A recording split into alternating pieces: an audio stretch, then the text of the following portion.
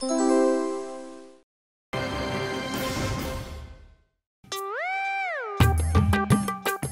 बहुत ही ज्यादा आलसी था। उसका कोई भी काम करने का मन नहीं करता था। उसका एकमात्र काम था कि हर मंदिर में जाना और सारे भगवान के पास जाकर प्रार्थना करना कि हे प्रभु मुझे पैसे दीजिए। इसी तरह एक दिन। अरे तुम कहाँ जा रहे हो? आपको पता है ना, मैं इसी समय बाहर जाता हूँ। लाइए चाय लाइए। तुम्हारे बाहर जाने का मतलब है हर एक मंदिर में जाके धरना देना। हाँ, यही तो मेरा काम है। ये जितने समय तुम मंदिर मंदिर जाकर घूमते हो और पैसे दीजिए करते हो, उतने समय में अगर कोई काम ढूंढ लेते तो काम मिल ही जाता, जिससे तुम्हें कुछ पैसे मिलते। मैं पैसों की शक्ल देख पाती। आप चिंता मत कीजिए माँ, देखिएगा ऊपर वाला मेरी प्रार्थना जरूर सुनेगा। तुम्हें क्या लगता है कि ऊपर वाला तुम्हारी प्रार्थना सुनकर तुम्हारा सिर्फ मुँह देखकर तुम्हें पैसे दे देगा? बिल्कुल। फिर तो कोई भी संसार में काम ही नहीं करता, कोई व्यापार भी नहीं करता। सभी मंदिर में जाके धरना देते और पैसे ले लेते। माँ, वो कहते हैं ना कि भक्ति से ही मुक्ति मिलती है। भक्ति करके सब कुछ पाया जा सकता है। मेरी भक्ति से ऊपर वाला मुझ पे निराश नहीं होगा। चलो मैं चलता हूँ।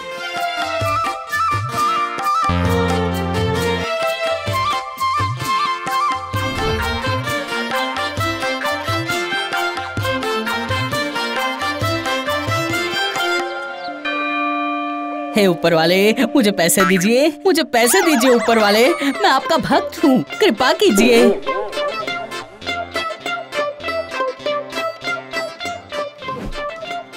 माँ, मैंने बाजू वाले ऊपर वाले से पैसे मांगे, लेकिन वो मुझे दे ही नहीं रहे हैं, इसीलिए मैं आपके पास आया हूँ। आप ही कुछ कीजिए ना, मुझे निराश मत करना। भला और कितने दिन में दरवाजे की ठोकरें खाता रहूंगा। माँ, ओ ऊपर वाले, अरे सुनो ना, अरे पैसे दीजिए ना, मुझे बहुत जरूरत है पैसे की, दीजिए ना पैसे। मेरी बात सुन रहे हैं ना, पैसे दीजिए ना।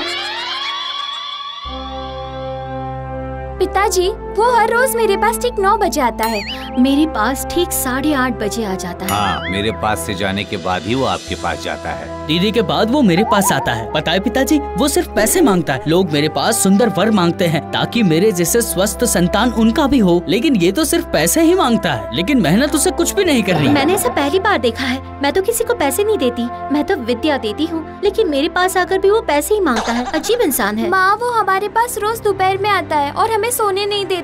पिताजी, कुछ तो कीजिए आप। हम सभी को उसे समझाना पड़ेगा कि सिर्फ पैसे मांगने से कुछ नहीं होगा, उसके लिए काम करना पड़ेगा। क्या उसकी समझ में आएगा? उसकी माँ ने उसे भी कई बार समझाया है, क्या वो कुछ समझ पाएगा? ऐसा बोलने पर तो काम नहीं बनेगा। हमारे बच्चे कब तक इस तरह का व्यवहार बर्दाश्त करेंगे? एक काम करते हैं, एक बार उसे पैसे देकर देखते हैं। मुझे लगता है कि एक बार पैसे मिलने पर वो ठीक हो जाएगा, पैसों की कीमत समझ में आ जाएगी। कोशिश करके देखिए, शायद समझ आ जाए। समझने में ही उसका कल्याण है। सुनो सभी, कल जब वो तुम लोगों के पास पैसे मांगने आए, तुम लोग सभी उसके सामने एक पोटली सोने के सिक्के फेंक देना, ठीक है?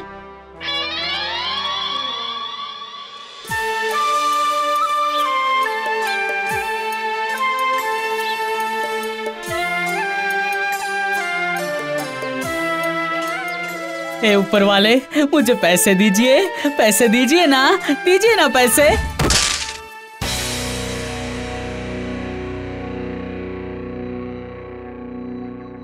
अरे वाह वाह, ऊपर वाले ने मेरी बात सुन ली। ऊपर वाले की जय हो, ऊपर वाले की जय हो। मैं जानता था कि एक ना एक दिन आप मेरी भक्ति से प्रसन्न हो ही जाएंगे। चलो मैं चलता हूँ, ठीक है? एक एक करके चीनू हर एक मंदिर के पास जाता गया और उसके सामने एक एक पोटली सोने के सिक्के गिरते गए। चीनू बहुत खुश होकर अपने घर की तरफ चल पड़ा। माँ, माँ!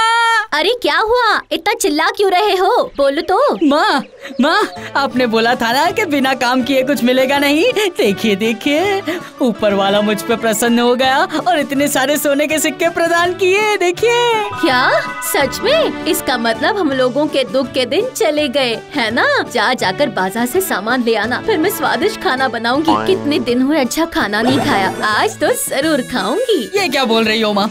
अगर एक बार पैसे खर्च करना शुरू कर दिया ना, तो पैसे अपने पास बचेंगे नहीं। पहले की तरह घर चलाओ ना। इन सोने के सिक्कों को बक्से में रख देता हूँ। अरे रे, इस लड़के को कब अकल आएगी?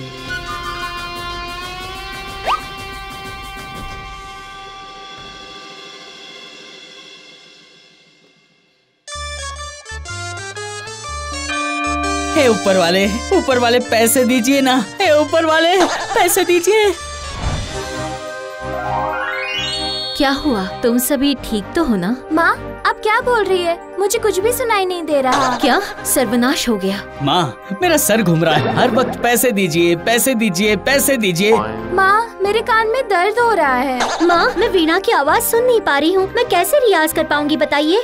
अब ये सब सहन नहीं हो रहा, मैं अभी तुम्हारे पिताजी से बात करती हूँ। अजी सुनिए। हाँ बोलो। कुछ कीजिए, ये हर दिन हर एक घंटे पैसे दीजिए की आवाज सुनते सुनते बच्चों की तबीयत खराब हो रही है। ऐसे तो वो दूसरे भक्तगणों की आवाज सुन ही नहीं पाएंगे ना, कुछ कीजिए। मैंने तो पहले ही बोला था नहीं, अब उसे सबक सिखाना पड़ेगा, कुछ न कुछ उपाय खोजना पड़ेगा। जो भी करना है जल्दी कीजिए, ऐसा ही अगर कुछ दिन और चलता रहा तो मैं भी बच्चों की तरह बहरी हो जाऊंगी। चीनू एक मंदिर से निकलकर दूसरे मंदिर की तरफ जा रहा था। तभी उसी वक्त एक आदमी चीनू के सामने आकर खड़ा हो गया। क्या भाई तुम कहाँ जा रहे हो? ऊपर वाले के पास। क्यों? देखिए ना, ऊपर वाले ने मुझे एक बार पैसे दिए, अब तो पैसे दे ही नहीं रहे। बहुत होशियार है ऊपर वाला। ओह तो तुम्हें पैसे चाहिए?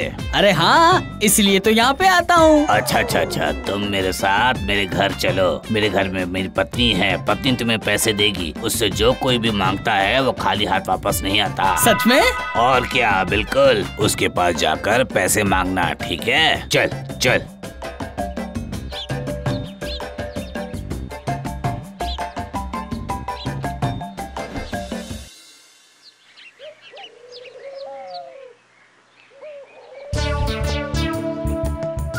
मैं ये किसके चक्कर में फंस गया हूँ? ये परिवार तो पहले से ही निर्धन है, ये मुझे अनाज तक नहीं दे पाएंगे, पैसे कहाँ से देंगे?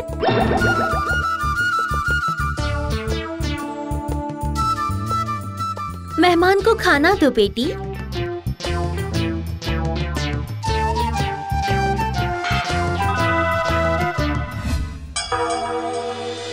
ये क्या, चावल के सिर्फ 2 दाने? मैं तो अपने घर पे थाली भरकर चावल खाता हूँ और 10 रोटी। देखो बेटा, हम लोग इतना ही कमाते हैं और बस 2 चावल के दानों से ही हमारा खाना पूरा हो जाता है। तुम्हारी माँ के पास पैसे हैं, तुम्हें 10 रोटी और 1 थाली चावल वो खिला सकती हैं। तुम अभी इतना ही खा लो, मैं बता रही हूँ, बस इतने से खाने से ही तुम्हारा पेट भर जाएगा।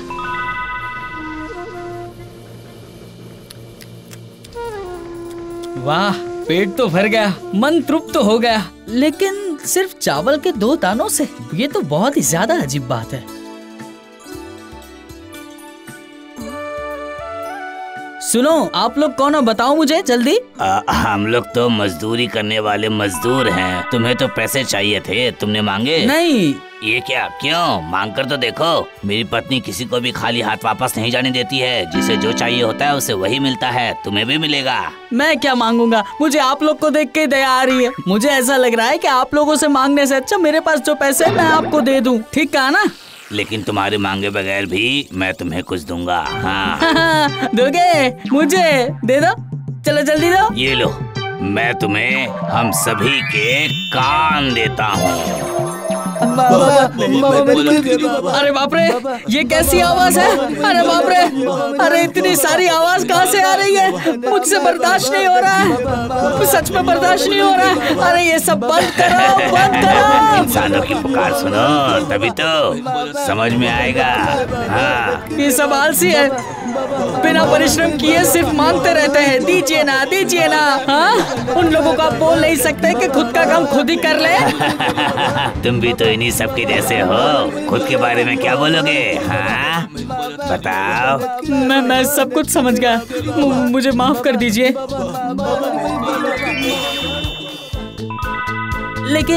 लेकिन सुख कैसे पाया जा सकता है, ये तो सिर्फ बता दो। चलो चलो मेरी पत्नी के पास चलो, इस सवाल का जवाब मेरी पत्नी दे सकती है, मैं नहीं। अरे सुनती हो, मेहमान के सवाल का जवाब दो। ये जानना चाहता है कि हमारे पास रुपये पैसे नहीं हैं, फिर भी हम लोग इतने सुखी कैसे हैं? पैसों से सुख मिलता है, ये किसने कहा? अरे सुख तो मन में होता है। जैसे कि मेरे बच्चे हैं, ये अभी बहुत छोटे हैं, लेकिन ये अभी अलग अलग तरह के काम करके खुश रहते हैं। मेरे पति हमारे लिए अनाज लाते हैं और वो खुश हैं, और मैं खाना बनाकर सभी को खिलाकर खुश रहती हूँ। जितना कमा पाओ उतने में खुशी खुशी जीवन व्यतीत करने से ज्यादा सुख और किसी चीज में नहीं है। अपनी माँ से भी पूछना, वो भी इसी तरह खुश रहती हैं। मैं आप लोगों को समझ गया हूँ और ये भी जान गया हूँ, जितनी कमाई हो उतने में ही खुशी खुशी जीवन बिताने से सुख की प्राप्ति होती है। तभी ये जो धन है मुझे वो ऊपर वाले ने दिया था, लेकिन मैं इतना कंजूस था कि ये धन खर्च ही नहीं कर पाया। आज से मैं भी काम करूँगा और ऊपर वालों के द्वारा जो दिया धन है वो सारा का सारा गरीबों में बांटूंगा। अब मैं चलता हूँ। माँ, ओ माँ, मुझे सुख की प्राप्ति कैसे करनी है वो मुझे पता चल गया है माँ।